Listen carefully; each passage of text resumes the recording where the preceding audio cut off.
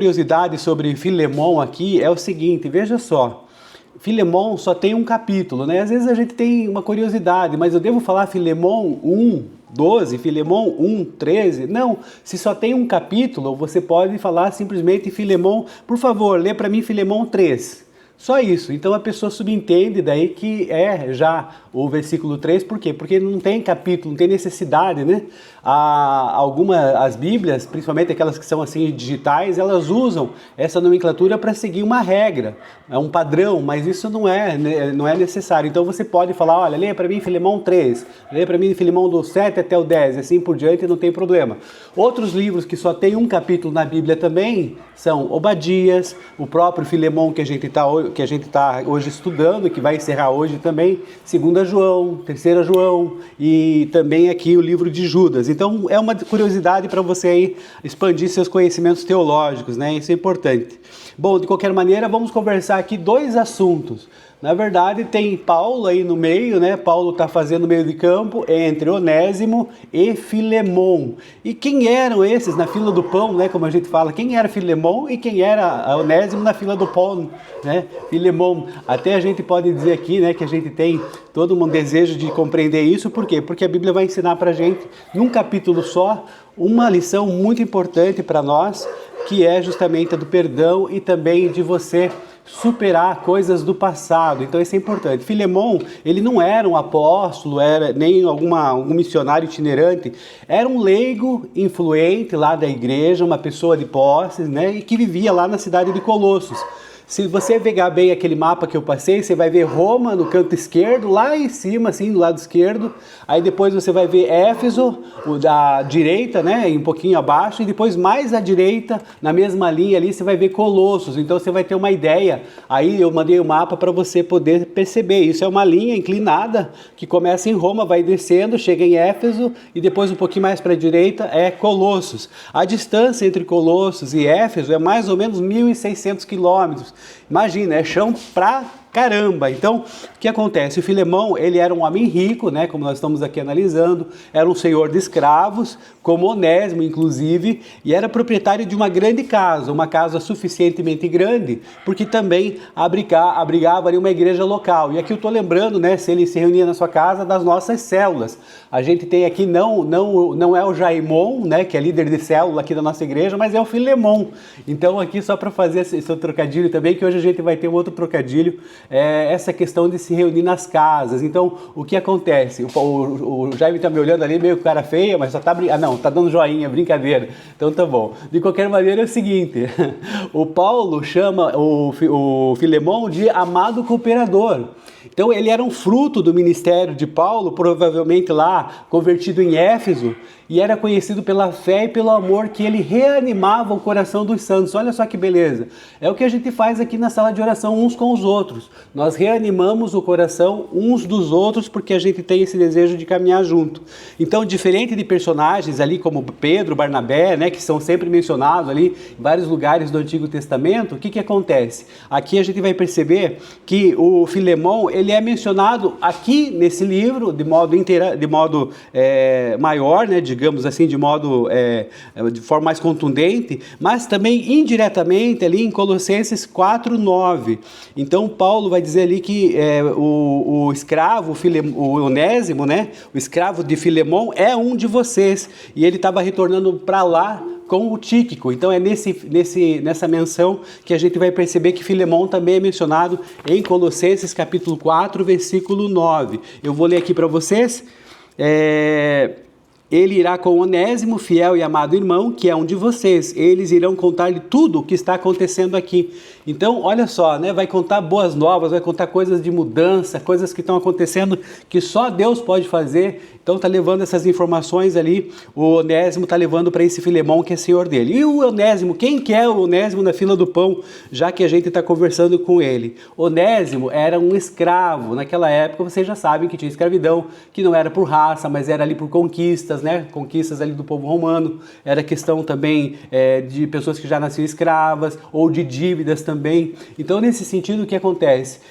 O texto vai sugerir aqui que Onésimo não apenas fugiu, mas ele também causou algum dano financeiro ali para o Filemon, então, para o senhor dele antes de partir. Então, na estrutura social romana, se isso acontecia, a pessoa, olha só, a pessoa podia ser condenada à morte, ou então marcada a ferro quente, com a letra F. F porque fugitivo, né, na língua lá, era fugitivos. Então, falava dessa maneira, né, em romano, e aí tinha toda essa inscrição que a pessoa era marcada com ferro quente, com a letra F, para demonstrar realmente que ela é uma pessoa que já tinha tido algum tipo de problema. Então, Paulo vai fazer o trocadilho com Onésimo, porque é o seguinte, quando ele fala ali no versículo 11...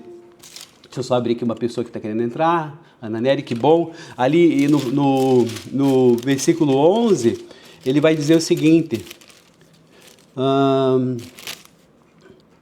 Apelo em favor de meu filho Onésimo, que gerei enquanto estava preso. Ele antes era inútil, mas agora é útil. Então esse trocadilho que Paulo está fazendo em relação a Onésimo, é que Onésimo significa útil. E ele antes era inútil, mas agora está sendo útil. Então é mais ou menos lá quando o Jaime falou lá da questão do nosso amigo de Zenas, né? E o Zenas era na verdade um advogado, um jurista, e ali foi ajudado, né? Teve ajuda ali que Paulo pediu para que fosse dada a ele. Então dezenas, né? Dezenas de pessoas que temem a Deus e tal, e que são ajudadas pela obra. Mas aqui no caso, Onésimo então era inútil anteriormente, mas agora fazendo jus a seu nome, tendo a identidade nova em Cristo que corresponde ao seu nome, então ele vai ser útil tanto para Paulo quanto para o seu senhor Filemon. Então, nesse sentido que a gente precisa entender o que Deus faz com a gente. Deus muda a nossa própria identidade a ponto de revelar quem nós realmente somos. Às vezes a gente fica batendo biela, né? Entrando aí em caminhos tortuosos e tal, quando Deus quer demonstrar para a gente a nossa vida daquilo que a gente realmente deve ser, para poder caminhar junto. E aqui, geograficamente falando, o problema aqui foi bem distante, porque Onésimo viajou cerca de 1.600 quilômetros, lá de Colossos, como eu falei, lá da extrema direita, até Roma. E na multidão daquela metrópole, né, aquela coisa, capital do Império Romano, ele acabou encontrando Paulo, que estava ali sob prisão domiciliar, e aí, sob a influência de Paulo, Onésimo se converte. E aí, o que acontece? Começa a haver uma mudança. Então, aí a gente começa a compreender aqui a mudança que o Evangelho faz nos detalhes da nossa vida. E aí, o que acontece? Para resolver grandes problemas existenciais, essa carta ela vai revelar que esse Evangelho se manifesta com maior poder dentro da nossa própria casa, muitas vezes, nas relações domésticas. Eu estou vendo a irmã Maria Auxiliadora confirmar ali isso mesmo. Então, assim, essa carta foi escrita por volta de 60, 62 depois de Cristo. Durante a primeira prisão de Paulo ali, né? Paulo ainda estava naquela prisão que a gente chama domiciliar, e essa carta ela vai ser o seguinte, ela de certa maneira pode ser considerada importante para a missão integral que nós advogamos aqui, que eu acredito que você também deseja isso, por quê? Porque ela vai anunciar a paz e vai estabelecer a paz num território que é marcado pelo conflito, pelo crime e pela desigualdade social. Então a jornada de Onésimo, que é de Roma, Colossos e passa por Éfeso, é a geografia da nossa própria graça divina. Quando nós, por exemplo, fazemos, né, vamos ali longe para tentar encontrar Jesus, e se a gente se dedica cada vez mais, a gente pode encontrar Jesus, que não tá difícil de achar, né? Porque Deus fala que ele não é difícil de achar, e seja amém mesmo.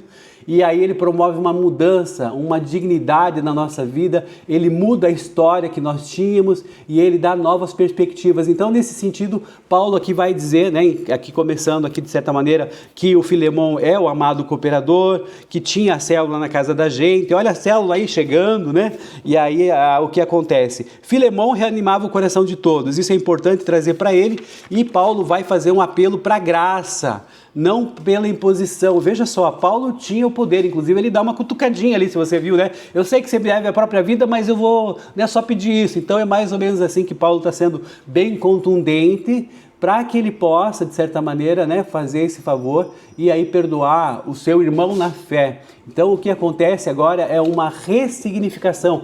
Onésimo foi transformado, ele foi regenerado, ele tinha um trauma marcado pela fuga, pelo erro, pelo passado que o condenava, e agora ele vai fazer jus ao próprio nome. O Evangelho é o evangelho que restaura a nossa vida, nos dá uma nova perspectiva de utilidade e também de funcionalidade dentro da sociedade. Olha só que interessante, apesar de ter tanta rima, é verdade.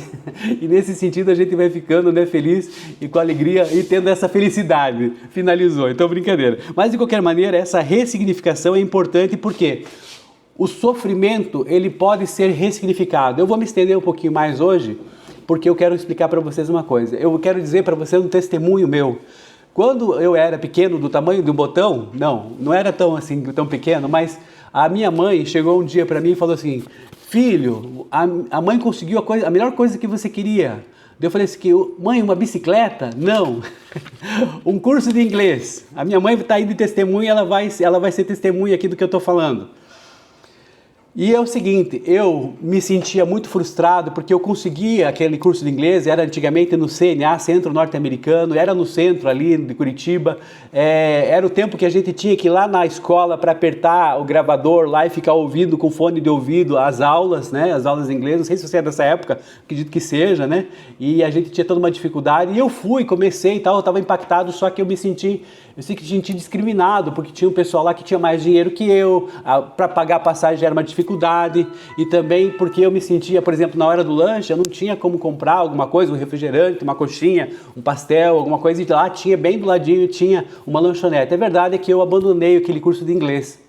E aí o que acontece? Eu sempre tentei ser um autodidata de inglês. Então, digamos assim, desde os meus 10, 11 anos, eu sempre tentei ser um autodidata de inglês, né? E a gente tenta fazer aqui e tal, até que um dia nós tivemos uma reunião lá do pessoal do primeiro grau, depois de muito tempo, a irmã Lisane está ouvindo lá, está batendo palma. E aí o que acontece? Eu fui cantar uma música em inglês e um amigo meu, muito, muito sábio, né, falou assim: Ih, você disse que sabe falar inglês, eu tô sabendo que você sabe falar inglês mesmo. E aí aquilo me deixou triste, com ele primeiramente, e depois Deus tocou no meu coração, falou assim: meu filho, acho que está na hora de você começar a vencer essa barreira. E aí o que acontece? Olha só, eu me matriculei no curso de inglês da PUC, fiz o teste de nivelamento e comecei a fazer o curso de inglês.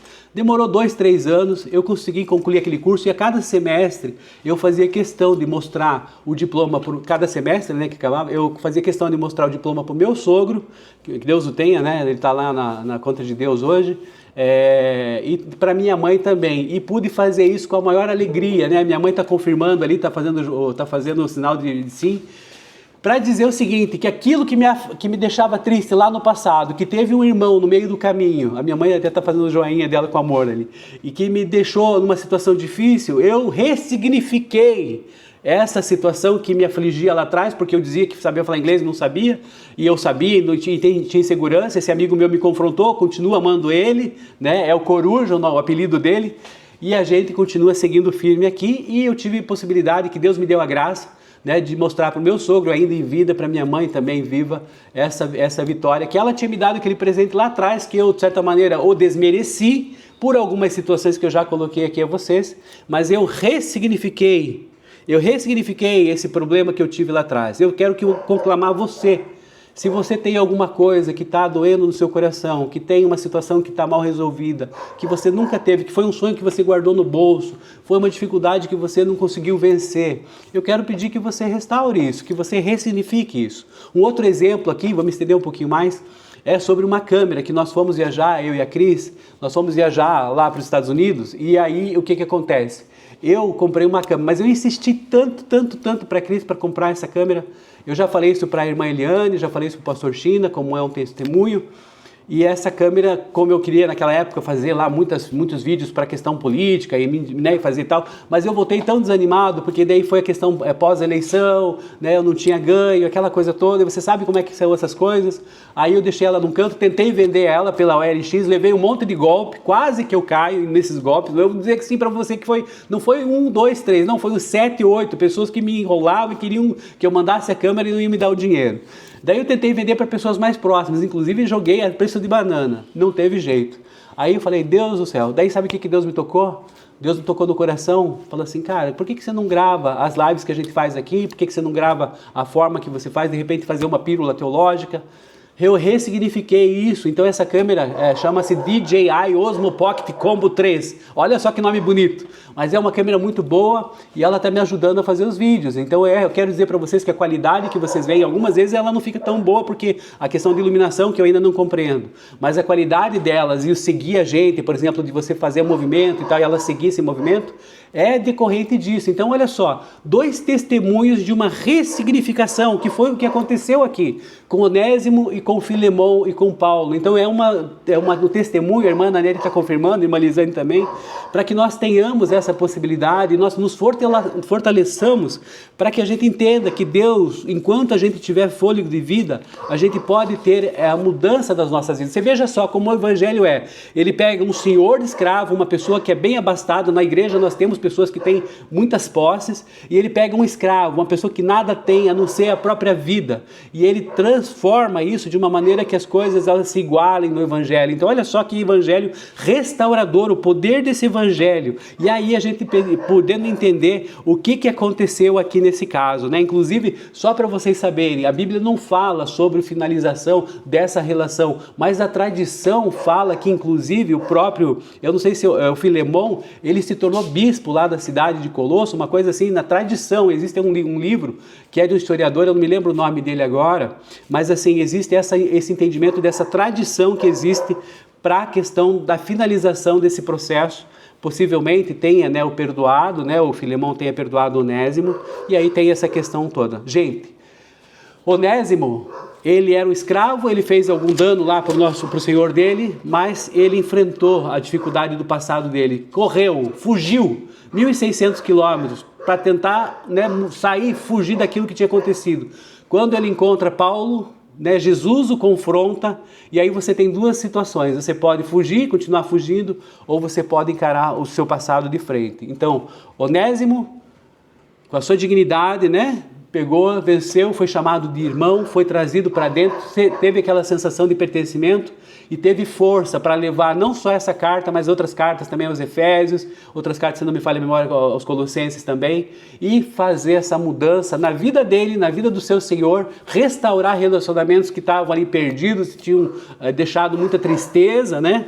E poder recompor isso e ser uma bênção. Olha só, isso é o poder do Evangelho restaurador. Então, o trauma de Filemão, a traição, a culpa de Onésimo são curados no mesmo altar, o altar da fraternidade cristã. Que nós possamos, se você é o ofendido, que Deus possa continuar tocando no seu coração para que você possa perdoar. Se você é o ofensor, para que você possa ser perdoado, e que a gente tenha dentro da nossa caminhada cristã, nesse lindo Dia das Mulheres, uma lição especial de perdão, de mudança, de transformação do Evangelho e de, principalmente, impacto na própria sociedade. Aqui a gente sepulta qualquer ideia que Paulo pudesse ter, né? Às vezes a gente fica pensando, mas será que ele é a favor da escravidão? Aqui é o exemplo contundente de que o apóstolo Paulo tinha sim o desejo de transformar a sociedade, mas ele não ia fazer dessas questões de meio de insurgência, de meios que fossem ilegais. Ele acreditava que a mudança começa primeiramente dentro de cada um de nós, e a gente consegue sim, depois disso, transformar a nossa sociedade. E é como a gente pode fazer. Amém, irmã Maria Salvador? Que a gente pode fazer isso e a gente pode se tornar pessoas melhores e caminhando para uma situação de melhoria social. Amém, meus irmãos? Então, essa é a caminhada.